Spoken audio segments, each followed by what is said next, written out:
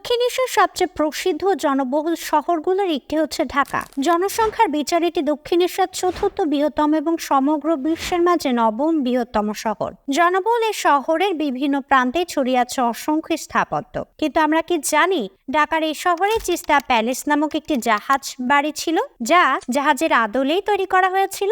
আজকের এই ভিডিওতে গল্প শোনাবো প্রাচীন ঐতিহ্যবাহী ঢাকার বিখ্যাত চোখ জোড়ানো স্থাপত্যগুলোর মধ্যে অন্যতম ধানমন্ডির লেকের পাশ ঘেঁষে তৈরি জাহাজ বাড়ি খ্যাত চিস্তা প্যালেস নিয়ে বিস্তারিত। যদিও বর্তমানে এটি বাস্তব জগৎ থেকে বিদায় নিয়ে শুধু স্মৃতির পাতাতেই রয়ে গেছে। রাজধানী ঢাকার সৌন্দর্য অনেকখানি বাড়িয়ে তুলেছে ইট পাথরের বিভিন্ন স্থাপনা। সেই তালিকায় যেমন আছে ব্রিটিশদের তৈরি স্থাপনা, তেমনই বর্তমানে দৃষ্টিনন্দন বাড়ি, রাস্তা, ভাস্কর্য। ধানমন্ডিবাসীর প্রাণ কেন্দ্র ধানমন্ডি লেক, আর এই ধানমন্ডির অন্যতম আকর্ষণের জায়গা জাহাজ বাড়ি। একসময় ধানমন্ডি লেকের শোভা বাড়াতে 5/A রোডের 7 নম্বর জাহাজ বাড়িটি, যা ছিল চিস্তা প্যালেস, আর যেটি শুধুই ইতিহাসের পাতায় ছবি হয়ে আছে। ধানমন্ডি লেক ঘেঁষে গড়ে ওঠা এই বাড়িটি নিয়ে সাধারণ মানুষের মনে কৌতূহলের যেন শেষ ছিল না। অনেকটা ধর্মীয় প্রতিষ্ঠানের আদলেই তৈরি করা বাড়িটিকে দেখে অনেকেই ভাবতো এটি কোনো ধর্মীয় প্রতিষ্ঠান, আবার কারো মনে হতো এটি একটি বিদেশি সংস্থার অফিস, কেউ কেউ মনে করতো এটি একটি ভৌতিক বাড়ি। এরকম হওয়াটাই স্বাভাবিক। এটি এমন একটি বাড়ি ছিল যে বাড়ির সদস্যদের খুব একটা বাইরে দেখা যেত না। কোলাহল তো দূরের কথা, সামান্য টুর শব্দটিও শোনা যেত না বাড়ির ভেতর থেকে। বাড়ির প্রধান দরজাও সব সময় বন্ধ থাকতো। বাইরের কারো ভেতরে প্রবেশ করারও অনুমতি ছিল না। তাই বাইরের মানুষ আপন মনে বাড়িটি সম্পর্কে বিভিন্ন ধরনের ধারণা পোষণ করে আসছিল। সবার কাছে বাড়িটি জাহাজ বাড়ি নামে পরিচিত ছিল। প্রকৃতপক্ষে বাড়িটির নাম জাহাজ বাড়ি নয়, জাহাজের আদলেই তৈরি হয় মানুষের মুখে মুখে হয়েছে জাহাজ বাড়ি নামটি।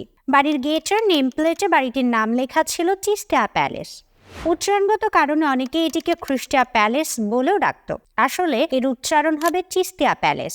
1993 সালের কোনো এক সময় এ বাড়িটির নির্মাণ কাজ শুরু করা হয়। তার 1 বছর পর 1994 সালে বাড়িটির নির্মাণ কাজ শেষ হয়। তবে প্রথম দিকে বাড়িটির ডিজাইন জাহাজ আকৃতির ছিল না। নির্মাণের পর ঢাকা সিটি কর্পোরেশন বাড়িটির কিছু অংশ ভেঙে পাশ দিয়ে চলাচলের রাস্তা তৈরি করে। তখন বাড়ির মালিক বাড়িটির সীমানা প্রাচীর বর্তমান জাহাজের আদলে তৈরি করেন। প্রায় 16 কাঠা জায়গা নিয়ে তৈরি বাড়িটির আয়তন 15.81 কাঠা। চিস্তা প্যালেসের প্রবেশের জন্য 2টি ফটক ছিল। প্রথম ফটক দিয়ে ঢুকতে দেখা যেত বিশাল এক সুইমিং পুল। সেখান থেকে কিছু দূর সামনে এগোতে দেখা পাওয়া যেত দ্বিতীয় ফটকটির। দ্বিতীয় ফটকটি দিয়ে প্রবেশ করতে দেখা যেত একটি বারান্দা, যার পাশেই ছিল মূল ভবনে ওঠার সিঁড়ি। বাড়িটি 3 তলা ছিল। তবে বাড়িটিতে ছিল মোট 37টি গম্বুজ তথা মিনার। প্রধান গম্বুজটি লম্বায় 16 তলা ভবনের সমান। এই বাড়ির মালিক শেরে খাজা নামে পরিচিত, যদিও তার আসল নাম AKM আনোয়ারুল হক চৌধুরী। স্থানীয়দের মতে তিনি এক আধ্যাত্মিক ক্ষমতাবান মানুষ। সারা বিশ্বের বড় বড় সব নেতাদের সঙ্গে তার সখ্যতা রয়েছিল, আর এই সখ্যতার মূলে ছিল তার ভবিষ্যৎবাণীর ফলপ্রসূতা। তিনি যা ভবিষ্যৎবাণী করতেন ঠিক তেমনটি হতো বলে জানা যায়। এজন্য বিশ্বের বিভিন্ন দেশের প্রথম সারির নেতাদের সঙ্গে তার উঠা বসা ছিল। এমনকি বিশ্বের অনেক বাঘা বাঘা নেতার পদচারণ ঘটেছে জাহাজ বাড়িতে। তার ভবিষ্যৎবাণী অনুসারে বিভিন্ন দেশের ব্যক্তি বিভিন্ন রাষ্ট্র ক্ষমতায় অধিষ্ঠিত হওয়ার জন্য শেরে খাজাকে বলা হতো কিং অব কিংমেকার। তার জন্মস্থান ও জন্ম তারিখ সম্পর্কে সঠিক কোনো তথ্য নেই। যতদূর জানা যায় 1952 সালের কোনো এক সময় জন্মগ্রহণ করেন তিনি।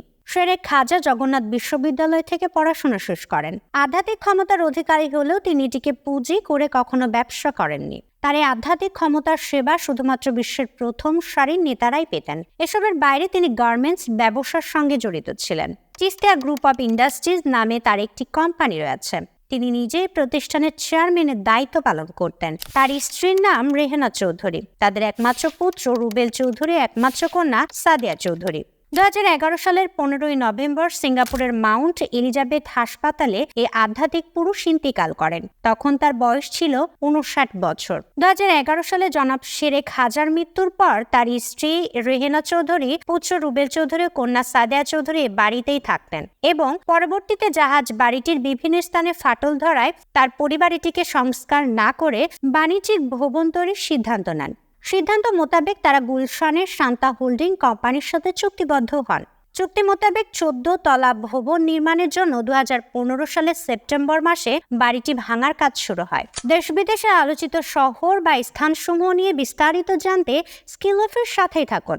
আর অবশ্যই সবার আগে আমাদের সব ভিডিও দেখতে স্কিল অফ ইট চ্যানেলটি এখনই সাবস্ক্রাইব করুন এবং পাশে থাকা বেল আইকনটিতেও ক্লিক করতে ভুলবেন না। আর কমেন্ট করে আপনার মতামত জানান এবং ভিডিওটি ভালো লাগলে অন্যরা যেন দেখতে পারেন সেই জন্য এখনই শেয়ার করে দেন।